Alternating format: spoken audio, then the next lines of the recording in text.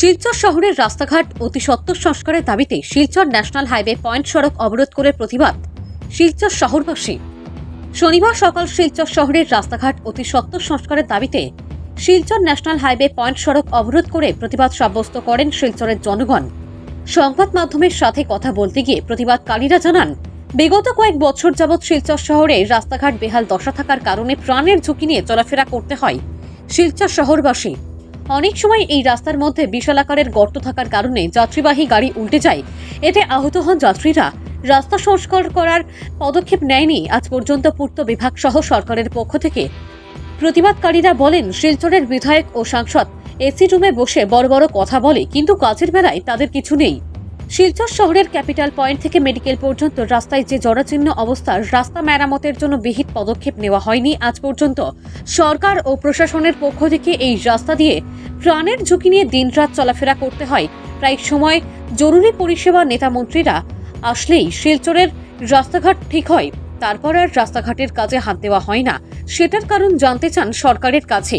এবং Silchar link road সহ বেশ কিছু এলাকা বিশুদ্ধ পানীয় জল থেকে বঞ্চিত। খবর পেয়ে প্রশাসনের কর্মকর্তারা ঘটনাস্থলে উপস্থিত হয়ে প্রতিবাদকারীদের আশ্বাস দেন, 25 দিনের ভিতরে বেহাল রাস্তার সমস্যা দূর করা হবে। প্রশাসনের আশ্বাস পেয়ে তারা সড়ক অবরোধ প্রত্যাহার করেন। সংবাদ মাধ্যমের মধ্য দিয়ে প্রতিবাদকারীরা সরকার ও প্রশাসনের কাছে দাবি রাখেন, অতি সত্বর শহরের বেহাল রাস্তা মেরামত সহ শহরের জরাজীর্ণ অবস্থা সমস্যা সমাধান না হয় তাহলে ফের গণতান্ত্রিকভাবে বৃহত্তর আন্দোলন গড়ে তুলবেন বলে সরকার ও প্রশাসনকে কড়া ভাষায় হুঁশিয়ারি দেন। ভাঙ্গা রাস্তা কেন মেরামতি হচ্ছে না? প্রশাসন জবাব চাই, জবাব দাও। শিলচরের জল নিষ্কাশন কেন হচ্ছে না? প্রশাসন জবাব চাই, জবাব দাও। লড়াই আমার লড়াই, তোমার লড়াই, এই লড়াইয়ে সামিল হন। এই লড়াই আমার লড়াই, দল মত নির্বিশেষে সামিল হন। দীর্ঘদিন ধরে প্রশাসন কেন শিলচরের রাস্তাঘাট নির্মাণ করছে না? জবাব চাই, জবাব দাও।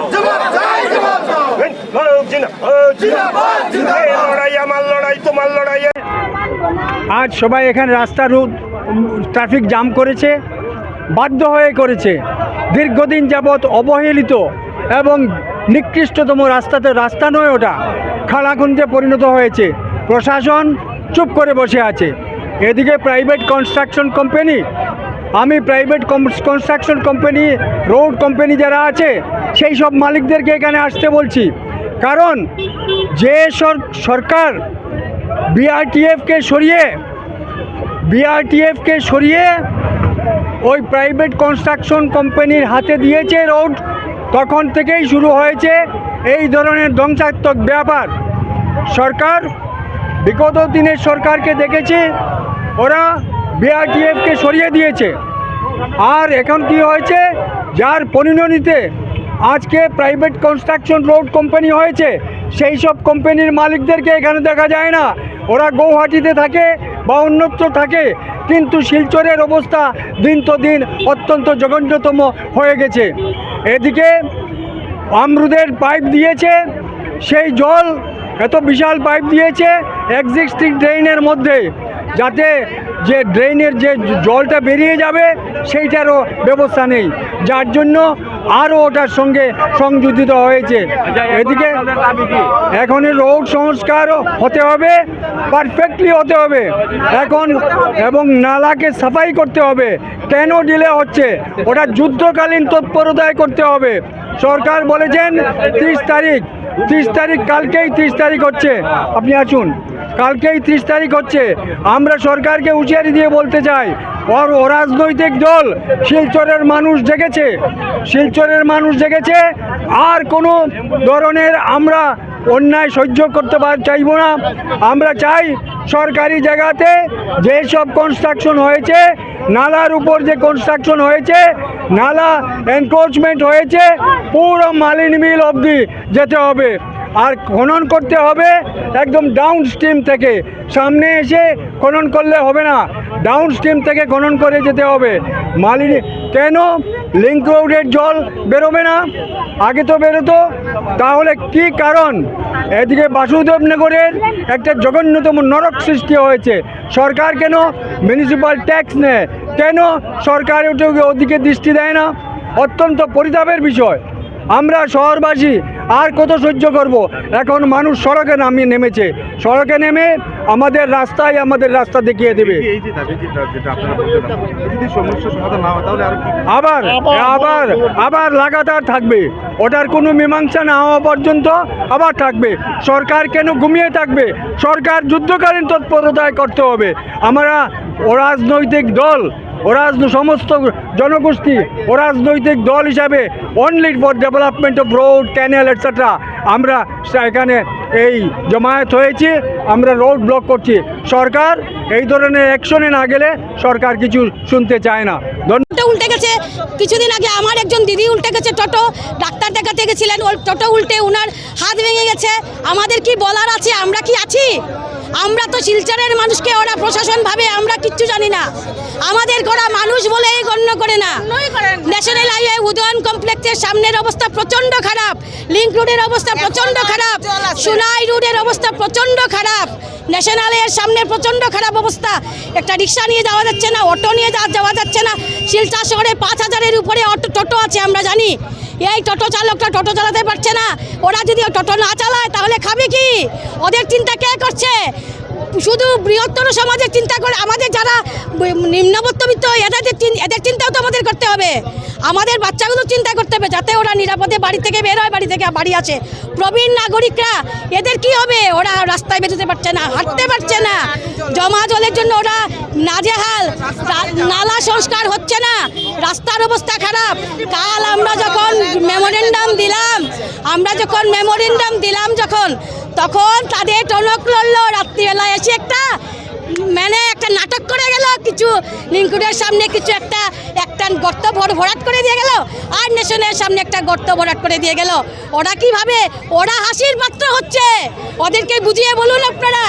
আমরা কিন্তু শিলচরের জনগণ আর থেমে থাকবো না, আমরা জনগণের টাল বাহানা সহ্য করব না। এখন আপনাদের দাবি কি? আমাদের দাবি অবিলম্বে সড়ক সংস্কার করতে হবে, জমা জল নিষ্কাশনের ব্যবস্থা করতে হবে। পুরা শিলচর টাউনের রাস্তা বেহাল, আমরা যাতে শিলচর শহরবাসী নিরাপদে থাকতে পারি এর ব্যবস্থা সরকারকে অবশ্যই নিতে হবে। আমরা সরকারের বিরুদ্ধে নই। সরকার যদি ভাবেন আমরা কিছু মানুষ জড়ো হয়েছি সরকারের বিরোধিতা করার জন্য, তা নয়। আমরা সরকারের কাজের বিরোধিতা করছি। আমরা সরকার বানিয়েছি, আমরা কেন বিরোধিতা করতে যাব? আমরা বিরোধিতা করতে যাচ্ছি না ওদের, আমরা বিরোধিতা করছি ওদের টালবাহানার, আমরা বিরোধিতা করছি ওদের কাজের। ওদের কাজ সুষ্ঠুভাবে সম্পন্ন করুক, ওরা আমাদেরকে অ্যাসুরেন্স দিক যে আমরা অবিলম্বে তার কাজ সারাই করে দেব, আমরা জল নিষ্কাশনের ব্যবস্থা করে দেব।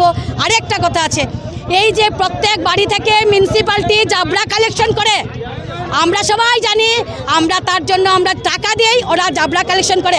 আপনারা দেখেছেন সবাই, এই জাবরাগুলো নিয়ে যায় 2.5টে, 3টে, 2টো, 1টা, 11টা, যখন ইচ্ছা যার বাড়িতে যাচ্ছে, যখন ইচ্ছা আসছে। এগুলা চলবে না। কেন এগুলো হবে? রাত্রিতে নিতে পারে ওরা, ভোরবেলা নিতে পারে ওরা, বা একটা নির্দিষ্ট সময় করে দিতে পারে ওরা কিচ্ছু, কোনো নিয়ম শৃঙ্খলা নাই। আমরা এই অনিয়মের জন্য আমরা আজকে এখানে সবাই জড়ো হয়েছি। রাস্তা সংস্কার হবে, নালা সংস্কার হবে, জমা জল নিষ্কাশন হবে, পানীয় জলের ব্যবস্থা করতে হবে, বর্জ্য যেগুলো নিয়ে যায় ওইগুলো একটা সময়সীমা ধরতে। এই টাউনের মধ্যে এত ভিড়, এত শিলচর শহরে আমরা সবাই জানি এত যানজট, এই যানজটের ভিতর দিয়ে যখন একটা ভরা জাবরার গাড়ি নিয়ে যায়, জনগণ কি থাকতে পারে? কেন আমরা এইগুলা কেন এই সমস্যার সম্মুখীন হব? এইগুলা তো আমরা করতে পারি। একটা সাধারণ সময় একটা ধরে দিলেই ওরা নিয়ে যায়, যারা নিয়ে যায় ওদের সঙ্গে মিউনিসিপ্যালিটির একটা কন্ট্যাক্ট থাকে বা ওদের একটা যোগাযোগ থাকে। কেন এইগুলা ওরা করছে না? এক মিউনিসিপ্যালিটিতে যারা আছেন তাদের প্রতি আমি বিনম্র শ্রদ্ধা রেখে বলছি, আপনারা অবিলম্বে এইগুলো ঠিক করুন।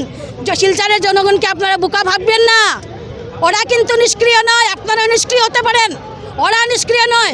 ওরা যদি বৃহত্তর আন্দোলনে নামে তাহলে মিউনিসিপ্যালিটি থাকবে না, জনগণ চালাবে, একতন্ত্র হবে না। এখানে গণতন্ত্র, এখানে একতন্ত্র, সবাই মিলে আমরা কাজ করব।